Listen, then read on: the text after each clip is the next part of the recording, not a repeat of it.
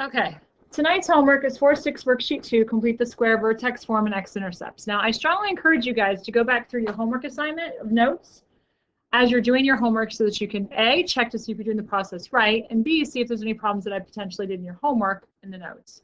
So number 2, here we go. 3x squared plus 24x equals 33, and our goal is to solve it. Our coefficient, our constant term is already on the other side. However, our leading coefficient is a 3. I need that 3 to turn into a 1, so I'm going to factor that out. When I factor that out, I'm doing division.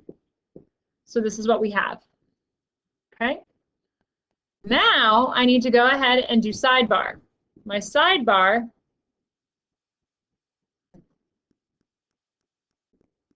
says I'm going to take my b value and divide it by 2 and then square it. My b is 8. Divided by 2 is 4. Squared is 16.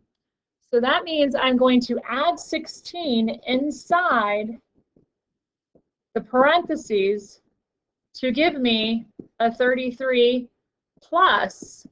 However, this 3 and the 16 would be attached together by multiplication, so I'm actually adding 3 times 16.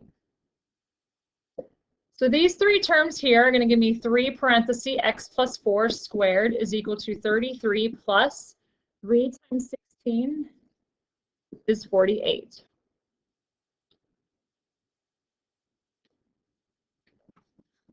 Okay. So the next thing we're going to do is we're going to add that together. 33 and 48 is going to give me an 81. Our goal is to solve, so I'm dividing by 3.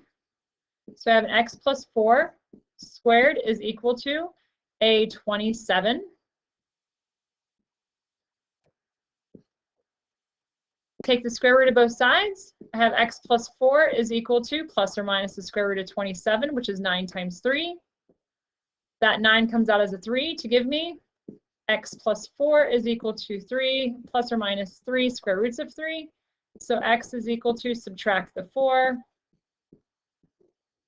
negative 4 plus or minus 3 square roots of 3. And you are done. That is how you're going to do problems 1 through 6. The next one is going to be 7 through 10. This says rewrite each in vertex form. So we're going to go ahead and replace this y with a 0.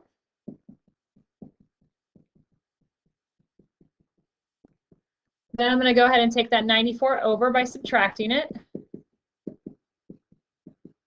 Then I'm going to go ahead and pull out my leading coefficient by division.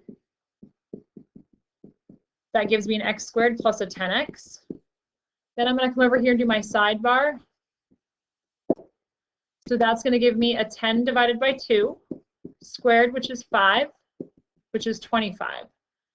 So what I'm adding here is 4 times an x squared plus a 10x plus a 25 on the inside, which means on the other side, I am adding a 4 times the 25.